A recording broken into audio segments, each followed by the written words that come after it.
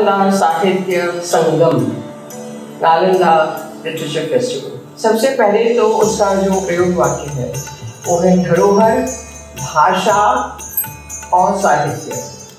तो नालंदा का ये फेस्टिवल राजगीर में होने वाला है। राजगीर जो बुद्ध भगवान महावीर भगवान स्वामी की कर्मभूमि रही है, नालंदा जिसमें विश्व भर से भिक्षु आते थे, छात्र छात्राएं आते थे, सीखने आते थे, 7वीं शताब्दी में, 8वीं शताब्दी में, 6वीं शताब्दी में, और आज भी खड़ा है। राजगीर खड़ा है, नालंदा खड़ा है। उसमें दुनिया भर के डायस्पोरा के लोग आएंगे, साहित्यकार आएंगे, ट्रांसलेटर्स आएंगे, स्कॉलर्स आएंगे, आर्टिस्ट आएंगे और युवा लोग आएंगे। बहुत वहाँ पे ऊर्जा से भरा हुआ काम होगा।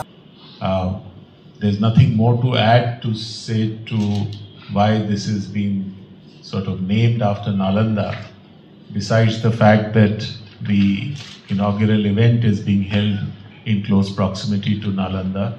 Nalanda has been the crowning glory of our academic achievements, our literature, our wisdom, and unfortunately in that ravaging fire many centuries ago we lost the edifice and a lot of very valuable manuscripts that got destroyed. But it's very nice that we are reviving that wonderful tradition. We are reviving the knowledge that has embedded with many scholars of our land, which now continue to propagate and prosper.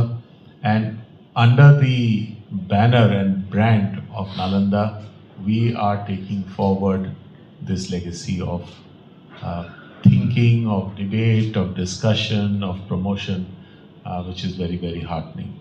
Literature festival का basically conceptualisation ऐसा हुआ, बहुत सारे festivals में हम लोग जाते हैं, देखते हैं अलग अलग नाम से फेस्टिवल्स करता है, जिसका ओरिजिनेशंस एज सच लिटरेचर से नहीं है, फिर भी वहाँ बहुत अच्छा लिटरेचर फेस्टिवल होता है। तो जिसने दुनिया को साहित्य के बारे में बताया, दुनिया का पहला विश्वविद्यालय वहाँ ही कुछ ना हो रहा, ये पहले मेरे दिमाग में आया था कि नालंदा। और सच पूछे तो नालंदा का नाम जितने लोगों से लिया हूँ, बड़े बड़े आदमी इस देश के विदेश, 3 सेकंड में बोलता है कि मैं ज्वाइन करूँगा। इस वजह से काफ़ी अच्छा रिस्पॉन्स रहा है। आइडिया यही है कि नालंदा विश्वविद्यालय न कि केवल पुराना विश्वविद्यालय था, प्राचीन विश्वविद्यालय। प्राचीन का मतलब ओल्ड नहीं होता। नालंदा विश्वविद्यालय दुनिया को मॉडर्न साइंस के बारे में सिखाया है। इतना पुराना विश्वविद्यालय और वो मॉडर्न साइंस की बात किया है, तो ये तो बड़ी बात होती है हिंदुस्तान के लिए। आज अगर वो होता तो दुनिया का ऑक्सफोर्ड, हार्वर्ड, कैम्ब्रिज से ज़्यादा अच्छा होता। ये सोच के हम लोगों ने शुरू किया था। दूसरा बात है कि थीम में हमने बताया है कि अभी इस बार बिहार नॉर्थ ईस्ट को लिया है, जो लैंग्वेज पे और इनको प्रमोशंस पे, एम्प्लॉयमेंट जनरेशंस पे।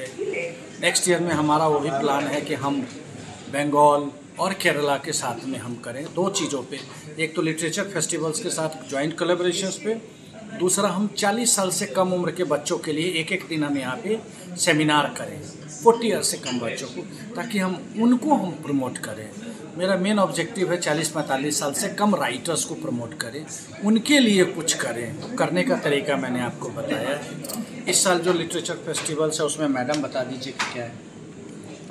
इस बार के फेस्टिवल्स में तो बहुत सारा साहित्य जो भी है हमारा, उसको हम AI से सारे जोड़ने जा रहे हैं और पूरे इंडिया को ले रहे हैं। हमारे पूरे इंडिया का कल्चर हम ले रहे हैं। हमारे जितने भी ऑथर हैं, राइटर हैं, हमारे आर्टिस्ट हैं, हम उसको प्रमोट करने जा रहे हैं। उनका अलग अलग पैनल डिस्कशन होने जा रहा है और हम सारे लिटरेचर और इसको हम AI से जोड़ने जा रहे हैं। रोबोट साहित्य बताएगा ताकि हम यूथ को कनेक्ट कर पाएँ, और ये सिर्फ बिहार और इसके नहीं, पूरे इंडिया लेवल के यूथ को कनेक्ट कर पाएँ। और उसके बाद हम हर नेक्स्ट ईयर हम अलग अलग स्टेट में जाके वहाँ के हम सारे राइटर को, वहाँ की लैंग्वेज को, वहाँ की आर्ट को उसी शहर में प्रमोट करें और उसको हम अवार्ड शो यहाँ पे करने जा रहे हैं, ताकि उनको सम्मान, जैसे चीज़ों को सम्मान मिले और उसको फिर उसका एम्प्लॉयमेंट जनरेट हो।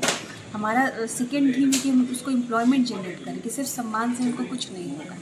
तो उनको वो कनेक्ट कराएं, उनको वो उपलब्धियाँ दिलाएं, उनको वो चीज़ों से जोड़ें। और इसके लिए हमें बहुत बंगाल का सपोर्ट चाहिए, आप लोग का सपोर्ट चाहिए, क्योंकि आपके देश के लिए है, आपके स्टेट के लिए है, आपकी सारी चीज़ों के लिए। Thank you so much.